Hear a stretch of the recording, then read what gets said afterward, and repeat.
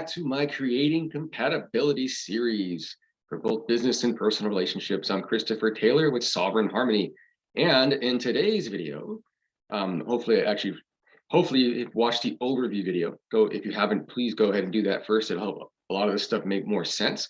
But we're focusing on today, if you remember from that overview video, is the 5 unconscious characters, the planets here, the 4 modes that they operate in: fire, air, earth, and water. And then we have these HeartMath techniques that we're going to go over, okay? And today we're focusing on Mercury, and along with that, the coherent communication technique. And we'll see that that coherent communication is very much related to the Mercury energy. Mercury has to do with communication and information, how we receive information, how we speak, how fast or slow we understand things and can translate things, etc. And this coherent communication technique is really just a great way to increase mutual respect. I think it's in words and communication is where the biggest misunderstandings happen in business and in our personal lives. And so this is going to be a really good technique that we will go over. So just to start out, like we're going to start out all the videos, until you make the unconscious conscious, it will direct your life and call it fate. It's not astrology that dictates fate. It's not knowing what the information is. And astrology helps us uncover that unconscious information to make that conscious. That's what we're going to dive into first. And if you remember, we're only working in this series on these 5 characters, these planets: Mercury, Venus, and Mars, the personal planets, and then the lights, the sun and the moon. And here, like I said, we're going to be focusing on Mercury.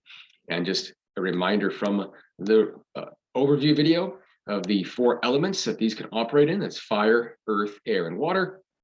Fire includes the sign of Aries, Leo, and Sagittarius. Earth, we've got Taurus, Virgo, and Capricorn. Air, we have Gemini, Libra, and Aquarius. And then water, that's going to be Cancer, Scorpio, and Pisces.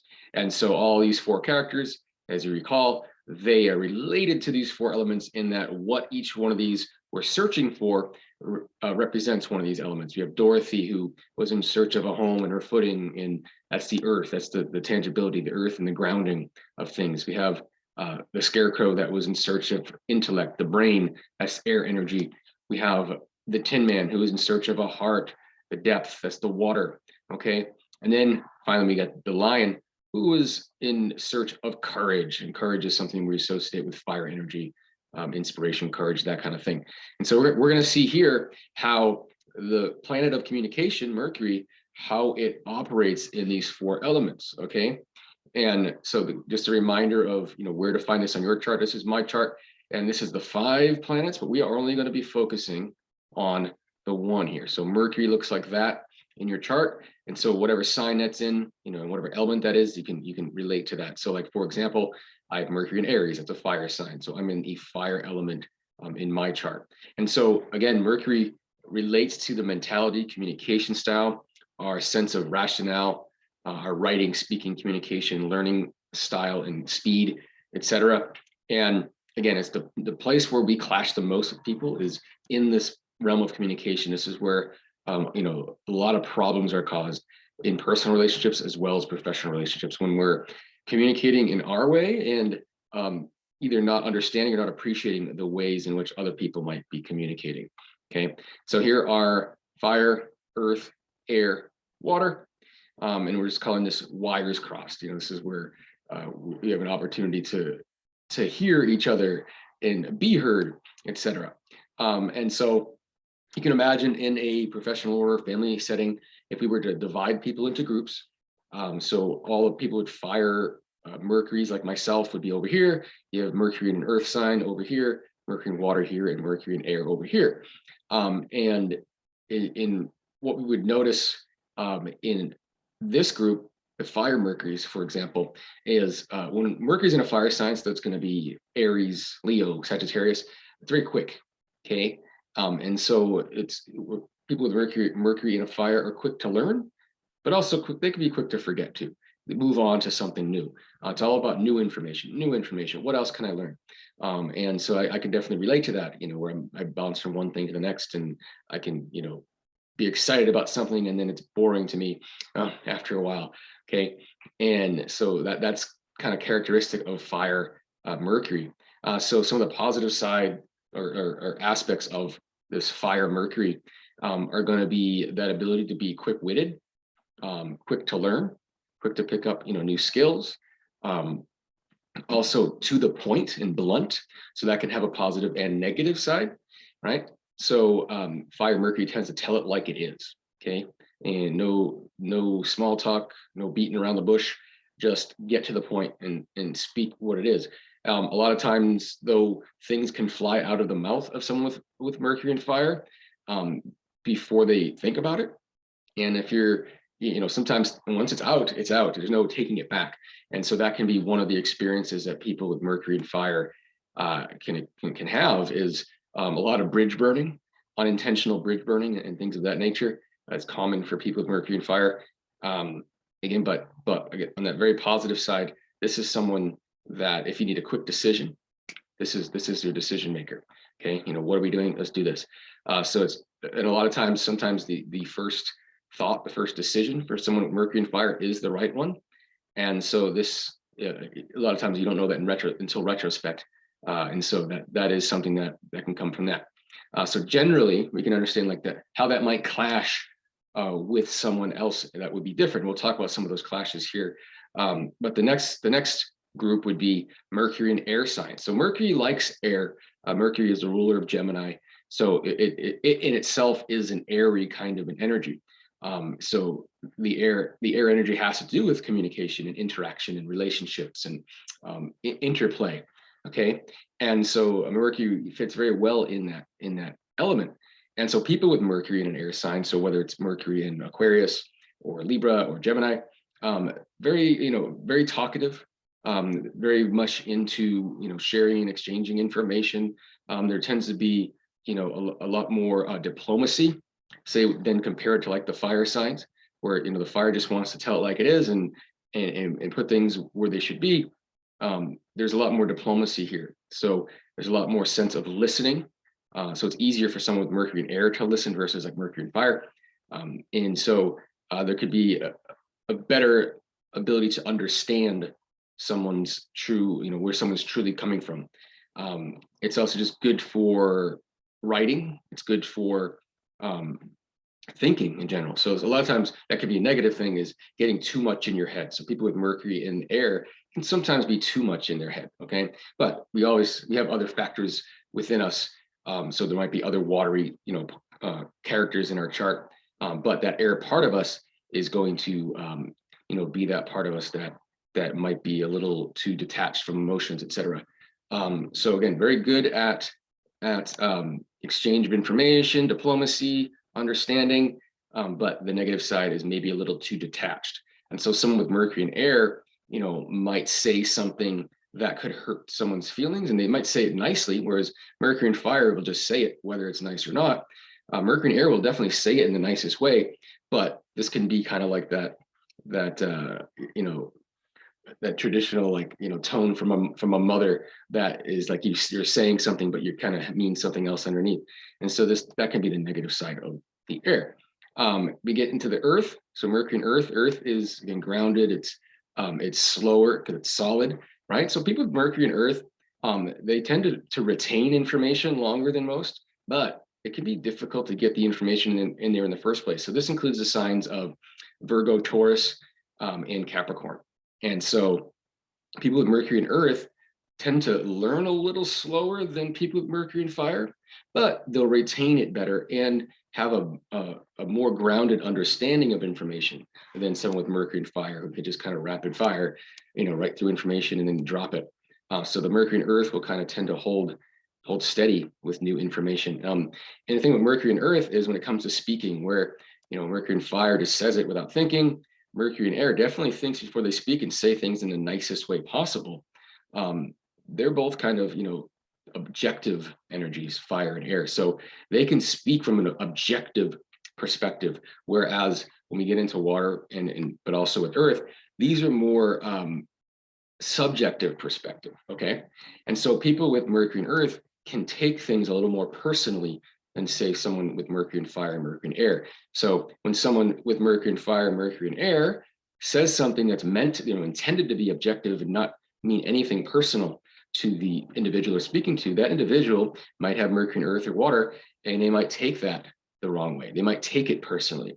They might take it to mean something it doesn't actually mean. And so that can be a point of contention in trying to come to clarity with that. Okay. And so the style of learning, like we said, is a little slower. And the thing with Mercury and Earth is similar to Mercury and air. They're going to, assess things before they speak. They're not going to say it if they might be wrong. So they want to make sure they're accurate before they speak. So sometimes they can be a little slower in responding, but there's a better chance of accuracy because what they're doing is just making sure that it's logical and realistic, and that they're not, speaking out of left field like someone with Mercury and fire might do in some cases. Okay, and so you can see how a clash could happen there or here, etc. With Mercury and water, so this is the element of emotions and depth. And so Mercury being this planet of intellect and rationale, it's not the most comfortable in water. Like I said, most comfortable in air. And water is kind of, doesn't know how to navigate itself. So people with Mercury and water tend to feel and think all wrapped in one. It's kind of hard to separate the two. So they kind of think with their feelings, okay? And so that can be very difficult for objectivity. So again, if you're speaking with anyone over here, everything's subjective to the Mercury and water, and everything is held on to for a long time and held deeply, okay? And so when you say something to someone with Mercury and water, they remember it. If it hurt them, especially. So anything that evokes an emotion, they're going to remember it very clearly. So it can be, some grudge holding that is a little bit more prominent in Mercury and water, but not necessarily, because the positive side of the Mercury and water is that willingness to process the feelings and to really dig into them, okay? And so that they don't just kind of, bury it and keep it deep. So some can, but others will actually approach it, and they can use that in, like any kind of psychotherapy, for example, is very Mercury in water. It's getting the intellect into the depths, right? And so they can be very good at that. So someone with Mercury and water can be very good at getting underneath the surface to understand what's really going on. So that can be a very positive aspect.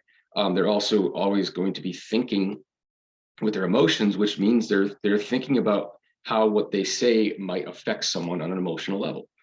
So they're careful with their speech because they take things so personally. They assume that others will too, even though like someone with Mercury in Aries or air is perfectly okay with hearing something that they don't internalize. Like they can just, a concept doesn't necessarily mean that it changes who they are or something like that. They can talk about a concept without it being a part of who they are. So they can really detach themselves, whereas Mercury and water has a difficult time doing that. So we can really understand just by going through these four different kind of ways of thinking and ways of communicating, how we can find our wires crossed, how we're not on the same page, and how this can really brew not only short-term but long-term disagreement, right? In the sense that like we're just seeing things completely differently. Okay, so it's like I said, I'm going to remind you in all of these videos, it's very important to learn to talk to people we disagree with. Disagreement is okay. It is okay to disagree. That's really the only way we can be free. And peace is not the absence of conflict, it's the balance of conflict. So we're not looking to separate ourselves from those that are different from us, but instead learning how to find that balance. Okay, so going back to the HeartMath techniques, if we remember the concept from the overview of resilience, which is, again, we're not going to avoid stress, but we can learn how to be more resilient. So just like we can't avoid conflict, we got to balance that conflict. With stress, we can't avoid it. We've got to find more resilience to it. Okay, and that's the whole purpose of the techniques. And just a reminder, here's on top what incoherence looks like. So when your heart rate variability is not in a healthy rhythm, and then here's what coherence looks like. So this is like medically speaking, what that looks like. And we don't have the equipment here, but this is the kind of devices that you would be using. You just kind of put a clip on your ear. It's going to take your pulse, and you can really, watch yourself on the screen. I've got a couple of devices, one on my phone, one on my laptop, and we can just kind of watch where our rhythms are. And this indicator will tell us if we're in or out of coherence, basically. It's a really conscious way of getting ourselves into coherence. And so there's a lot of energy in communication. Like I said, this seems to be, it's kind of like the place where the most problems arise from. So unspoken feelings like anxiety, judgment, frustration, annoyance can be detected by others. So we're not really hiding anything. And so especially like someone with Mercury and water, I mean, there can be some brooding in that kind of sense. And then you got Mercury and fire, where they might, when they're saying things in kind of like just, it seems like you know they're angry. When they're angry, you know it's very clear with Mercury and fire, you know, what they're feeling and what's going on inside. These types of feelings color our communications and can send mixed messages. So that can often happen with Mercury and air, because again, Mercury and air is trying to find the most diplomatic way of putting things when they may not agree with the way they had to say it. And so that can send that mixed message. So we can understand how that can happen. An estimated 70% of workplace mistakes can be traced back to problems in communication. So this is a very, very important area of conflict resolution, and where we want to find and create compatibility, because this can really hurt profits in the business place. But again, in the home area, in the personal life too, this is probably the number one reason for marriages breaking up is the communication problems and differences. A major study that, you know, almost 3,000 medical incidents found that 66% had a root cause in miscommunication. So there's even a danger associated with miscommunication, especially if you're in that realm of work. Okay, so the technique that we're using here, it makes perfect sense to use it with Mercury, and that's why I put Mercury down here, is this coherent communication technique. Okay, so it's very similar to the other techniques if you've seen the other videos. Okay, HeartMath is based around this idea of heart-centered breathing, which is essentially holding still and being conscious of the center of your chest and breathing in slowly for about 5 seconds and out slowly for 5 seconds, doing that for several minutes, all the while consciously directing our emotions and our thoughts. Okay, and so this technique, if there was some kind of disagreement in the workplace, or for example, once we learn how to do this, you could recognize a moment where now it's time to try this technique. And so it starts really simple. Like I said, you shift into that heart coherence. So it helps to have the actual devices so we can make sure that we are, scientifically speaking, getting our heart rhythm in the healthy wave pattern that suggests we're in coherence, that our brains and our hearts are working most efficiently together. And so if the two individuals, whatever the argument is, they can stop, just get into that coherence, then it's this, each one taking a chance to speak while the other one purely listens. And the most important part of this is the feedback, okay? And so in part 2 here, listen for the essence. You're listening, and then you're going to feed back that to the speaker so that and then making sure that you both completely understand what is going on, all the while that you're staying in that coherence, so that the devices really help, because it'll start beeping and letting you know when you're getting out of it. And so if you can stay in coherence, that's really the best place to be to process the differences of opinion and ideas and things like that. And then in the end, you just confirm that mutual understanding. So we make sure that even though my style might be different, your style might be different than me, that we can come out with it with a mutual acceptance and understanding, and then again maintain that coherence on the way out. This can shorten meeting times, creates more harmonious interactions, aligns team members or family members in the case of a home or something, reduces stress, drama, energy drains, and fosters mutual respect. So I think that's a big key to why communication is such a big problem, because it can lead to us losing respect to others if there's certain expectations for what we think they should, how they should respond, or what we're expecting from them, or how we want them to listen to us, for example. Okay, so we'll end it there.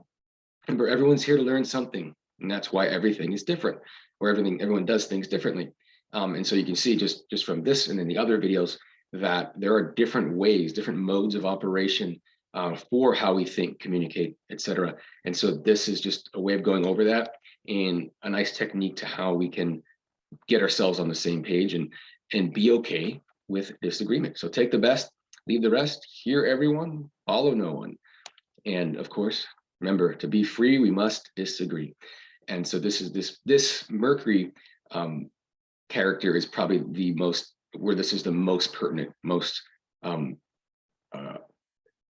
relevant, is that this disagreement occurs on that mental level a lot of the times. So thanks for watching. the Mercury and the coherent communication technique. Be sure to watch the other videos. So that includes the moon video, the Venus video, the Mars video, and the sun. And if you haven't watched the overview and you're kind of, this stuff doesn't make sense, that's probably why. So just go and watch that overview. All the videos are included in the same playlist on my channel. So with that, thanks for stopping by. And if you are interested in setting up some kind of workshop, whether in person or via Zoom or something, that's something you definitely do for your business or your family, whatever it is. So let me know. Again, Christopher Taylor with Sovereign Harmony. Follow me on my Facebook or Telegram pages. That's Sovereign Harmony Astrology in those cases. I do regular updates. So if you want to know what's going on in the planets, be sure to follow me there and you'll get those updates. We'll see you again soon. Thanks a lot.